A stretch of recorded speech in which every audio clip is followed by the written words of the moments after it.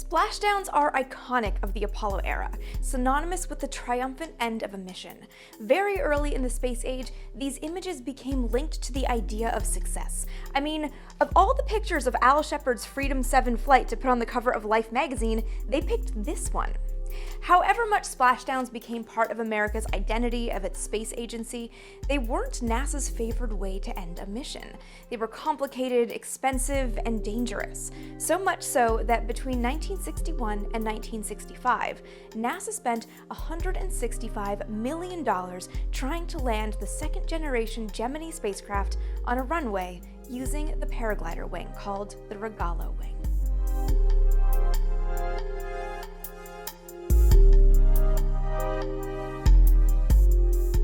Hello everyone, I'm Amy, and this is The Vintage Space. If you're new here, welcome. If you've been hanging out for a while, welcome back.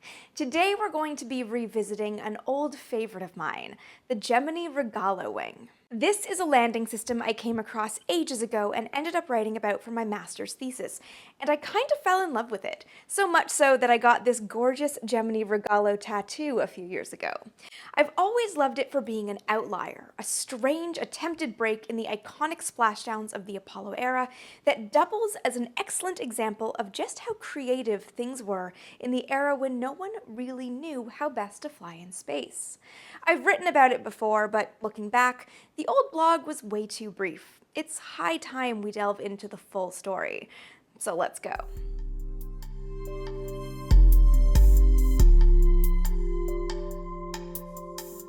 Before we get into the how and why of NASA wanting to land Gemini with a paraglider, we have to look at the state of the art of the Mercury program, and namely splashdowns.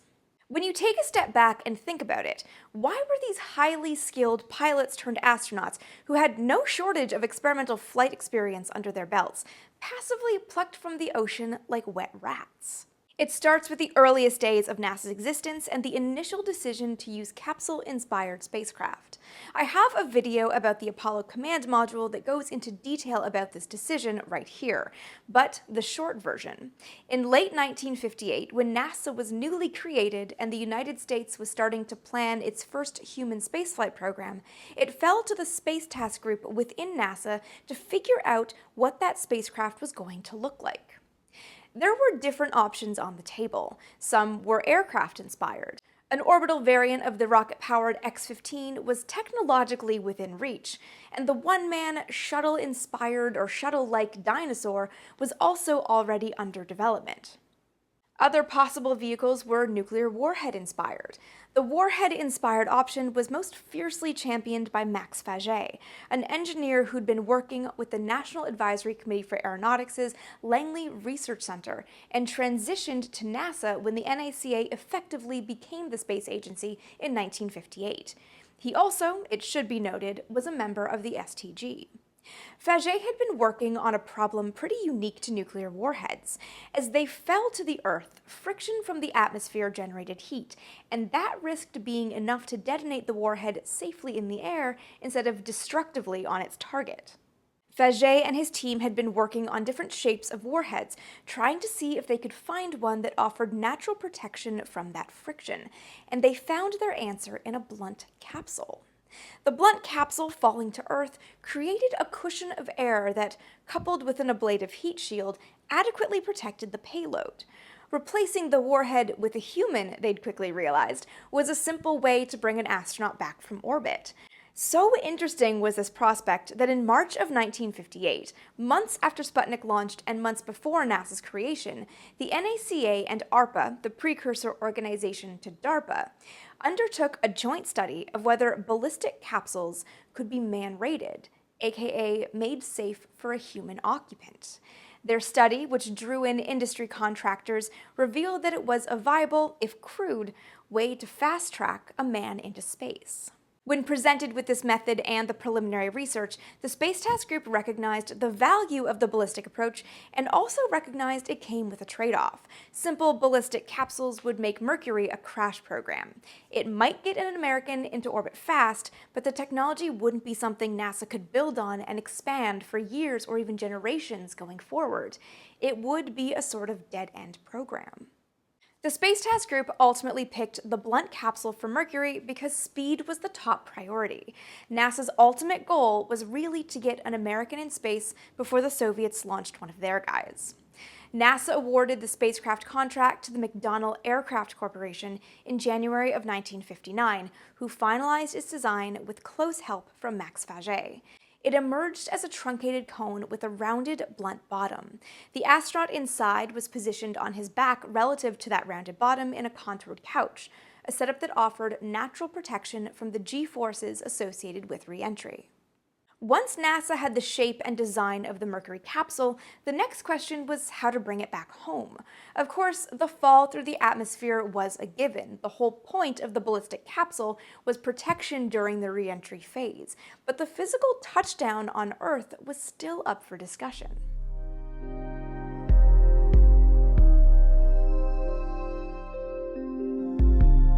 In 1959, the only payloads that had returned from orbit were the Corona spy satellite's film canisters. This program, which I'm working on a deep dive about, launched satellites to photograph sites of interest in the Soviet Union and satellite countries. But because the technology wasn't able to transmit those images back via telemetry with high quality, the CIA opted to physically recover the film for processing and study. The film canisters were thus jettisoned and left to fall through the atmosphere. Parachutes deployed once the air was thick enough, slowing their fall towards the ocean, at which point an aircraft flew over top of it to snag the chute or its shrouds with a trapeze-like hook. This worked for a film canister, but it wasn't an option for the much heavier and larger Mercury spacecraft. The only applicable technology was the parachute-slowed descents. There were, by and large, three ways NASA could land Mercury: a parachute for a slow fall to a soft touchdown, adding some kind of wing element to make the vehicle glide to a landing, or a sort of hybrid of the two, a maneuverable parachute or parasail to control the landing to a pre-selected point like a runway. Research on that last option was being done at the Langley Air Force Base, led by engineer and avid kite flyer Francis M. Rogallo. He'd been working on these designs since the mid-1940s, and his latest was a deployable, flexible, two-lobed, single-curvature suspension-load wing that was a sort of hybrid between a parachute and a wing. His challenge was storing it and getting it to deploy cleanly, but Rogallo was convinced that if he could solve that problem, his paraglider could eventually replace both parachutes and rigid wings as a landing system. He presented the design to NASA as a potential landing system for Mercury. The Space Task Group ultimately decided that the paraglider didn't fit into its Mercury program objectives. The program was focused on orbiting an astronaut, keeping him alive in space, and recovering both him and the spacecraft safely. Since every part of that mission was unknown, the STG didn't want to add another unproven technology into the mix. Splashdowns were expected to be much simpler and had a lot of benefits, especially in the context of all the unknowns about spaceflight. It was a method that took advantage of the natural cushioning of a water landing. A touchdown on land would likely require a significant, and therefore heavy, shock-absorbing system. The oceans also provided a huge target. The United States doesn't have a big expanse of land that would be a safe place to bring down an uncontrollable spacecraft. The ocean is huge, and the US has a sizable navy that can access it. NASA took for granted that it had the US military at its disposal since the space race was an extension of the Cold War. But it wasn't as simple as having a splashdown point. The re-entry and descent was ballistic, so NASA could determine the landing point for a mission based on the spacecraft's pre-planned entry point into the atmosphere. Having ships on hand in that primary recovery zone was thus simple. But anticipating things going wrong meant NASA needed secondary and contingency zones, alternate points in a mission where the spacecraft could re-enter the atmosphere and still have recovery forces in the corresponding splashdown areas. A simpler challenge was ensuring the astronaut and spacecraft were buoyant. Testing in water tanks made short work of developing flotation devices. As a final step to make sure the spacecraft would be visible, dye was set up to leak from the capsule to make sure it stood out to aircraft flying overhead. All these measures were in place to make sure the spacecraft would be visible to the recovery crews nearby. The mission would end with the spacecraft hoisted out of the water by a helicopter and deposited onto the deck of a waiting aircraft carrier. In early 1959, NASA chose the simple parachute-assisted splashdown in the ocean. A skirt was added as an additional shock absorber on impact. But even after committing to splashdowns, director of the Space Task Group Robert Gilruth was sufficiently interested in the potential of the Rogallo wing that he approved a research program on the Paraglider in 1960. It was just something NASA was investigating. It wasn't linked to either the Mercury program or the Lunar Apollo program that was in the earliest stages of planning. Nevertheless, it was there, quietly under development.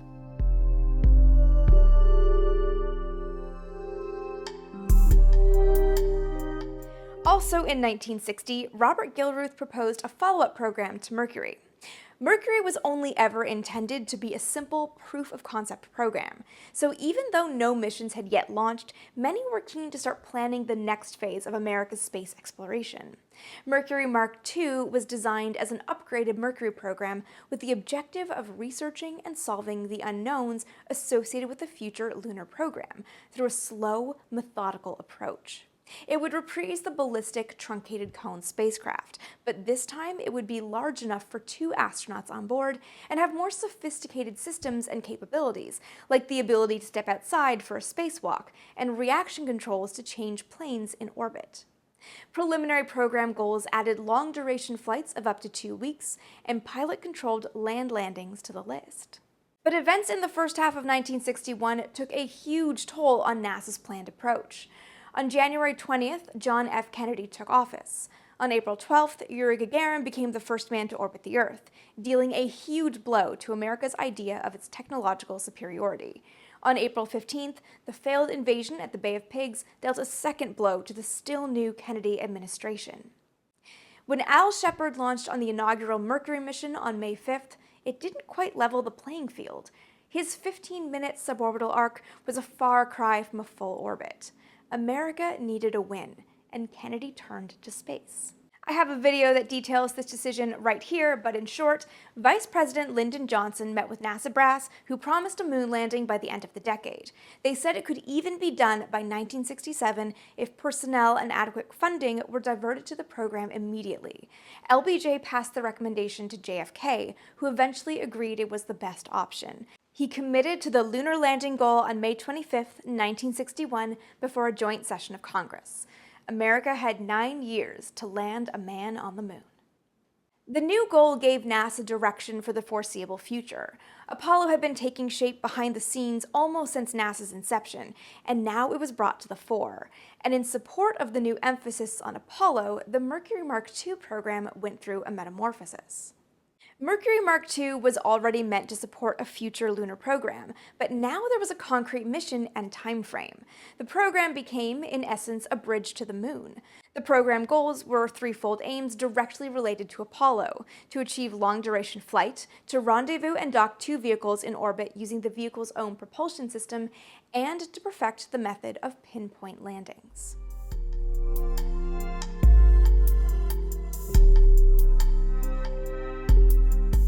Physically, Mercury Mark II, which was also built by McDonnell, was Mercury's larger cousin with some notable changes. It had onboard power and support for 2 astronauts for up to 2 weeks, the projected length of a lunar mission. The hatches were larger, designed to open in flight for easy egress for a spacewalk. Those hatches also featured larger windows to help astronauts sight rendezvous targets. Later missions were scheduled to have crews rendezvous and dock with the U.S. Air Force's Agena to practice the delicate dance of connecting 2 vehicles in space, as Apollo crews would do around the moon with the command and lunar modules. This meant the spacecraft would be far more maneuverable than Mercury, giving the astronauts a significant role to play compared to their near-passenger status on Mercury. As for the landing, simple though splashdowns were, there were definitely issues. There was the potential that, after a mission, an astronaut could drown. After splashing down from his Liberty Bell 7 flight in July of 1961, the hatch on Gus Grissom's spacecraft opened prematurely. Water rushed in, leaving Grissom to struggle his way out of the rapidly flooding capsule. Things got worse when the recovery helicopter arrived. It fought to save the spacecraft for minutes, unaware that Grissom was close to drowning in the choppy waves from the rotor wash. The waterlogged capsule was so heavy, the helicopter's landing gear was actually pulled into the ocean, dipping dangerously low over Grissom. He was finally pulled out of the water, and his helmet was found floating inches away from a 10-foot shark. After Scott Carpenter's Aurora 7 flight in 1962, he fired his retro rockets late and landed more than 250 miles off course. He exited the spacecraft and waited for recovery crews for nearly an hour in his emergency lifeboat, and was lucky he didn't need to use the shark repellent he had on board. Another issue was cost, both monetary and in manpower. The recovery contingent on hand waiting to pull John Glenn out of the ocean after his Friendship 7 flight in 1962 comprised 24 ships spread out between multiple landing zones, as well as a number of U.S. Air Force planes flying in the area to help visually locate the descending spacecraft. There were also specialized crews on hand, Navy SEALs ready to jump into the water to help stabilize the spacecraft if need be. Not only did the sizable recovery force have to train for their role in the flight, they deployed before every launch attempt. In Glenn's case, his launch came on the 11th attempt, meaning recovery crews had been in position 10 times before the mission actually flew. Wally Schirra's Sigma 7 flight in 1962 is the most extreme example. His mission had 27 Navy ships spread out between all three recovery zones. All in all, every mission meant thousands of men spent months practicing the recovery of one man from the ocean, which is especially nuts when you consider the Mercury astronauts were brilliantly accomplished pilots who could probably land anything that was airborne.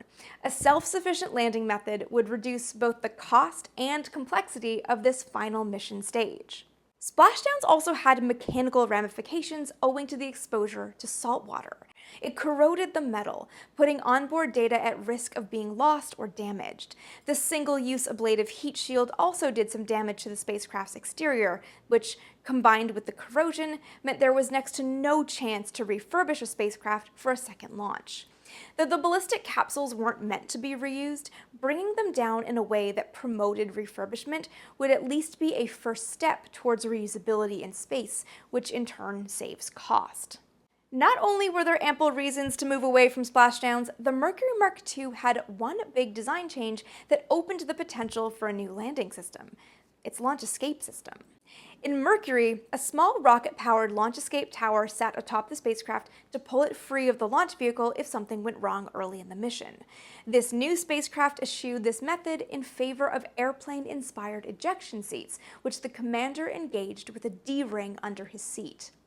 The ejection seat was lighter than the launch escape tower, and that meant Mercury Mark II had some wiggle room in terms of mass to add a more complicated landing system. Another factor in the push away from splashdowns was the astronauts' preference of not being plucked out of the ocean like wet rats. Because NASA already had an astronaut corps when bringing this new program to fruition, the men flying it had a chance to have their voices heard during the process, ensuring it was truly a pilot's spacecraft. Gus Grissom ended up working on organizing the spacecraft elements around the pilot, and one of his main concerns was visibility for rendezvous. To test the proposed half-moon-shaped windows, he blacked out the canopy of an aircraft, save for a hole in the same shape and size as McDonnell designers wanted for the Mercury Mark II. After managing to fly with that window shape and size, he okayed it for the spacecraft. The final configuration gave both astronauts a pilot-approved view, and with the spacecraft on its side, they were seated as though in a cockpit, the perfect position to pilot the spacecraft to a runway landing.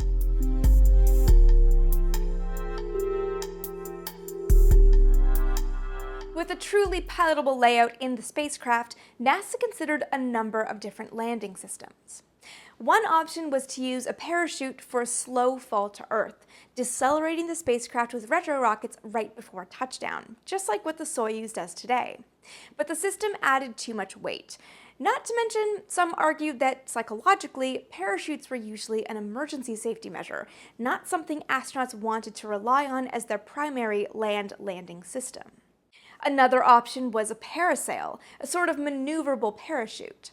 The astronaut would be able to maneuver just enough to avoid big objects during his final descent, but it was really a slightly controlled fall. NASA would still need to set up various landing zones with support crews to help if, say, the sail dragged the spacecraft along on a windy day, or the hot metal lit a dry area on fire. There was some discussion about modifying the spacecraft to behave like a lifting body, a wingless vehicle that, by virtue of its aerodynamics, lands like an unpowered airplane. But that was such a significant redesign that the idea never got very far. Then there was the Rogallo wing. By this point, more research had honed the design into a deployable, inflatable delta wing supported by a collapsible structural frame. The wing offered enough maneuverability to negate the need for a large landing area. A runway with regular support crew would be more than enough. It was also a lightweight option that could be easily incorporated into the existing spacecraft design. The only external modification needed would be landing skids. One of the strongest proponents for the Rogallo wing was Jim Chamberlain, the Canadian-born ex-Avro Aero engineer who, in 1961, was head of the Mercury Mark II program. He not only liked the Rogallo wing technically, he saw it as a potential PR benefit. Because of its similarity to an aircraft, he thought it would be a good way to show tax-paying Americans who were funding the space program that NASA engineers were doing something better than the Russians. After weighing the options, the Paraglider emerged as the frontrunner, with splashdowns retained as a backup method.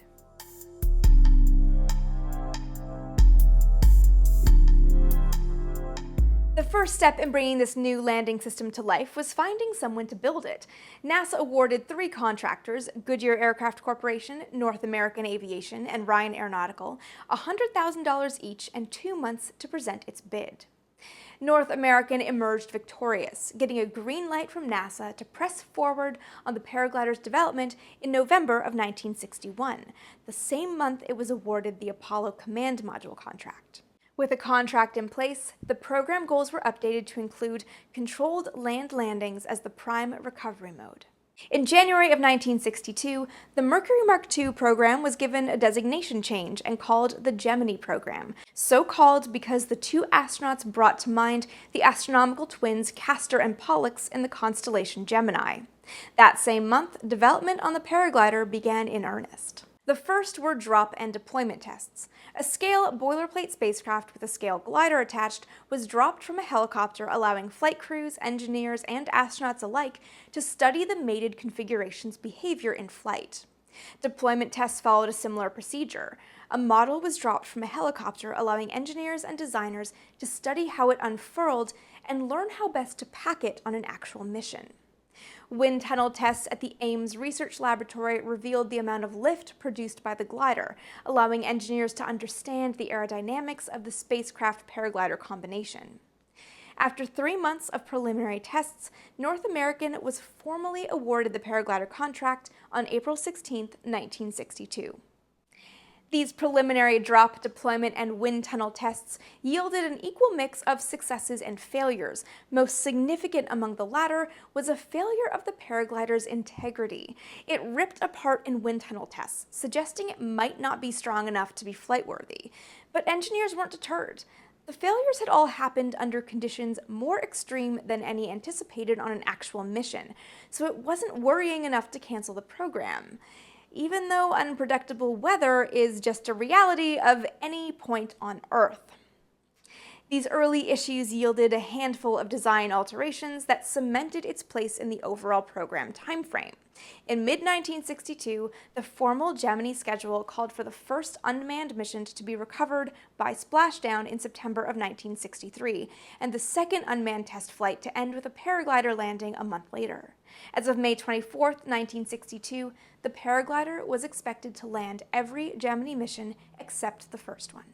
Once construction began on full-scale Paraglider hardware, astronauts got involved. They needed to learn how to fly it.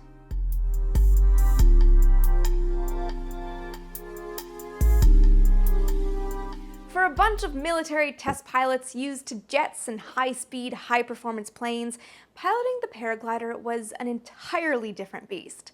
There were no ailerons or rudder pedals to manipulate control surfaces.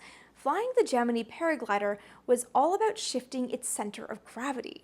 During descent, once the glider had been deployed and inflated, it was connected to the spacecraft by 5 cables. So in essence, the spacecraft was suspended below the glider. The astronaut could control the cables from inside the spacecraft, pulling on a cable to tilt the angle of the wing relative to the spacecraft. That change in angle changed the direction of lift produced by the wing, which in turn moved the spacecraft accordingly. Continually moving the spacecraft relative to the wing generated momentum that eventually compounded to give the pilot considerable directional control. The challenge of flying this wholly unconventional vehicle caught the attention of X-15 pilot Milt Thompson. Working at the Flight Research Center at Edwards Air Force Base in California, which is now the Armstrong Flight Research Center, he first learned about the system after attending a briefing from Francis Rogallo. It struck a chord with Thompson. In addition to the X-15, he was working on the Dinosaur program and was training to fly the first lifting bodies. These wingless vehicles were able to fly by the aerodynamics of their shapes, and since they were blunt, Thompson was keen to see if they couldn't be the right way to land spacecraft from orbit. The paraglider was a far cry from a lifting body, but Thompson saw it as a precursor, a sort of proof of concept for unconventional vehicles that was inexpensive to produce and could yield compelling data in support of future technologies. And he was curious, not to mention excited at the prospect of flying something so new and non-traditional. He asked director of the Flight Research Center, Paul Bickle, if he could build and fly a simple trainer, but his request was denied. Undeterred, Thompson recruited his friend and fellow X-15 pilot Neil Armstrong to build their own test vehicle. Thompson's idea was simple, a sort of kite with a reclining tricycle suspended below it, and since both he and Armstrong were engineering graduates, he figured they could easily make it themselves at home. They started pilfering supplies from Edwards, and eventually Bickle caught on and relented. He approved a small paraglider program, likely to make sure he didn't lose any of his pilots to a homemade death trap.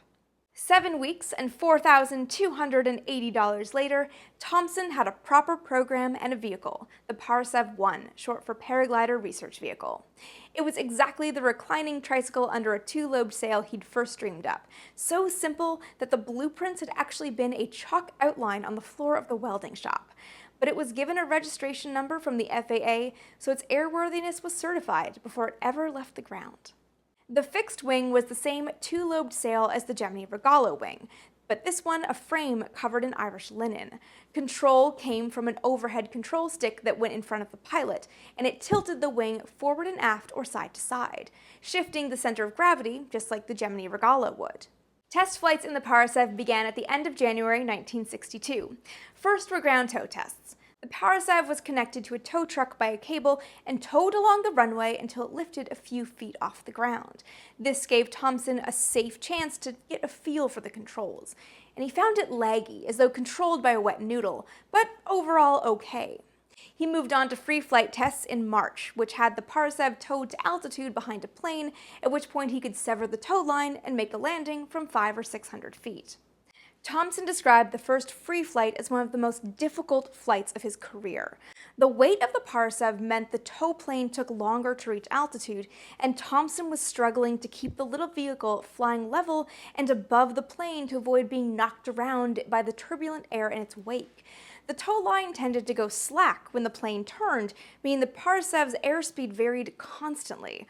Muscling it into control took a lot of strength. Once the tow line was severed, it became a lot easier to fly, and observers watching from the ground said it looked like it was floating smoothly and effortlessly to the runway. Thompson got so caught up in the celebration after his successful landing that he agreed to a second flight right away. Only when he was airborne did he realize he was mentally and physically exhausted. He actually had to use his leg to keep the PARSEV steady to save his arm strength for the free flight. With the program seeing early successes, Thompson checked out another pilot, Bruce Peterson, who was also working on lifting bodies, so was no stranger to unconventional aircraft. He crashed the PARSEV on his first ground tow test, demolishing the vehicle and landing himself in the hospital, though none of his injuries were serious. The fully new PARSEV-1A had a few quality-of-life upgrades, including a more conventional center stick and cables attached to the wing for better maneuverability. All in all, it was much easier to fly than its predecessor. In mid-1962, Thomson became a consultant to NASA on the Paraglider program, and in the fall, NASA sent astronauts to the Flight Research Center to fly the PARSEV. Neil Armstrong had just been selected for the astronaut corps, so Thomson checked him out in the open trainer before his move to Houston, since he was likely in line to fly a Gemini mission. Gus Grissom went out to Edwards to fly the PARSEV too, setting an altitude record for the program of 700 feet before making a smooth landing on the runway. Thomson's pet program had proven the paraglider concept, but North American's flight hardware was plagued with problems.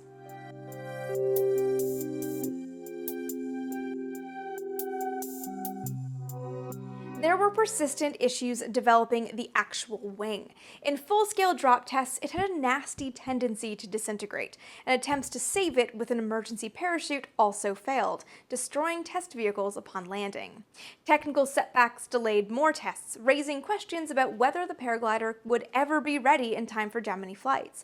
The spacecraft and overall program were moving forward on schedule. This was the one element of the program where NASA was losing confidence. In October of 1962, budget pressures led to the first mention of cutting the paraglider. Increasing issues and waning interest led to a series of revisions from the Gemini program office to the paraglider contract with North American. Jim Chamberlain was determined to salvage the system he loved, but not at the cost of the program support of Apollo. The revised contract made no reference to manned Gemini flights. The paraglider was effectively downgraded to a research program with only potential inclusion in Gemini. Tests resumed under this new contract in early 1963, but with one major change.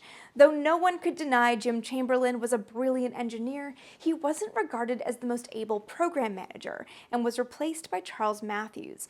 The paraglider's strongest proponent was no longer in charge.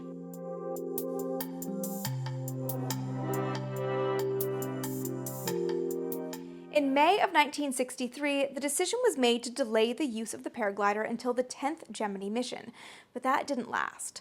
On February 20th, 1964, George Miller announced to the Gemini program office that all 12 Gemini flights, 2 unmanned and 10 manned, would end in splashdown. As though holding out for miraculous last-minute success of the Paraglider project, the Gemini program quarterly report ending February 29, 1964, still listed paraglider landings as the mode for the last 3 missions. But it was a short-lived hope. In April, the Paraglider was phased out of the Gemini program altogether. The final swing of the axe came the following month. Representatives from NASA and North American met on May 4th and agreed to continue the test flight portion of the program only. It was dead as far as Gemini was concerned. Charles Matthews officially deleted it on June 12th. But it lived on as a research project. In May of 1964, the Office of Advanced Research at the Flight Research Center assumed responsibility for finishing the program. Work continued with the TTV, or Test Tow Vehicle. The TTV was a full-scale, single-seat Gemini with a pre-inflated wing over top of it. This took inflation and unfurlment out of the equation, allowing engineers and pilots to focus solely on its flight characteristics. Drop tests simulated the final landing after return from orbit. The pilot seated inside the spacecraft was lifted to altitude by a helicopter, then dropped, giving him plenty of space to guide it to a runway landing. The first pilot to try his hand in the TTV was Charles Hetzel, who'd flown the PARSEV under Milt Thompson's direction to get a handle of this new way of flying. Captive flights in July of 1964, wherein the TTV remained tethered to the helicopter the whole time, went well, but the first free flight became disastrous. As soon as he was dropped from the helicopter, the TTV went into a violent spin. Hetzel managed to eject before the TTV slammed into the desert floor, but he broke ribs in the process. Test pilot Don McCusker took Hetzel's place when TTV tests resumed towards the end of the year. On December 19th, he was towed to altitude in the TTV, the tow line released, and he glided for 5 minutes before hitting the dry lake bed at Edwards Air Force Base hard. Hard enough that the landing was considered a controlled crash, sending McCusker to the hospital days before Christmas. North American beefed up the vehicle's shock absorbers before tests resumed. McCusker flew the TTV again, as did North American test pilot Jack Swigert. McCusker made 8 flights and Swigert made 5, both earning the American Institute of Aeronautics and Astronautics' 1965 Octave Chanute Award for their contribution to aeronautics. But 2 pilots' successful landings weren't enough to save the Paraglider.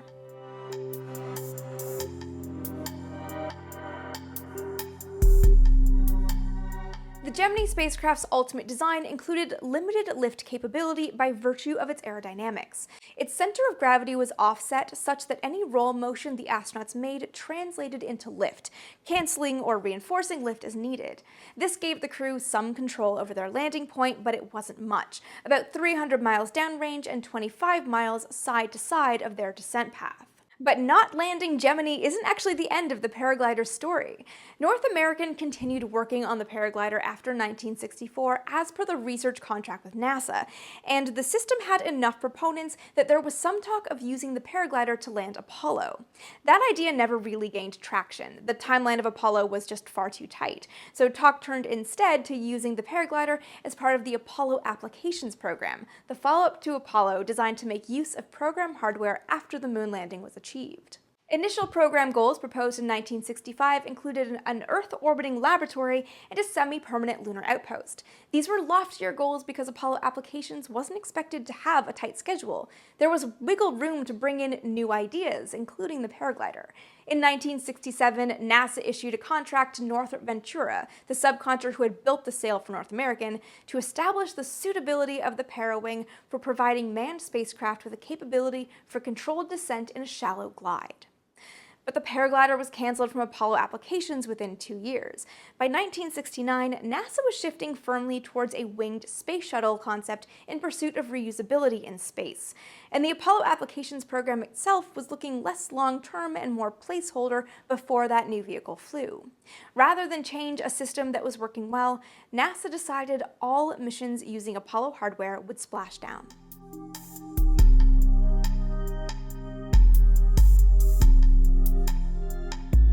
The Paraglider almost had a life with the U.S. Air Force. The Flight Research Center being at Edwards Air Force Base meant, of course, the military was following the program's development, and it was interested in trying to get it to a flight-worthy state for its own manned space program. The single-pilot shuttle-type dinosaur had been canceled on December 10th of 1963 in favor of a military version of Gemini called the Manned Orbiting Laboratory. Full video is in the works. This military Gemini was slightly larger and modified to include a laboratory accessible through a hatch in the heat shield. Although announced to the public as the next step in proving man's utility in space, the program was predominantly a reconnaissance platform. The Paraglider would make it so this military craft could land at its secure military location at the end of a mission. The Air Force was keen to take advantage of NASA's existing research. But the Paraglider's failure with Gemini didn't fill the Air Force with confidence. As technical difficulties led to the glider being phased out of Gemini, the same happened to its inclusion in MOL. The Air Force finally conceded it needed a lot more time and research to turn it into a viable system, and that would increase the cost of the program, which wasn't in great shape anyways. There was only ever one MOL mission, an unmanned test, before the program was canceled.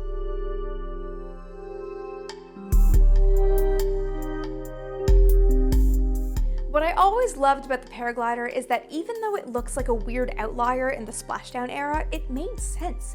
It's reflective of forward thinking about reusability in spaceflight and reflective of the creative problem solving that was responsible for so many of NASA's early successes.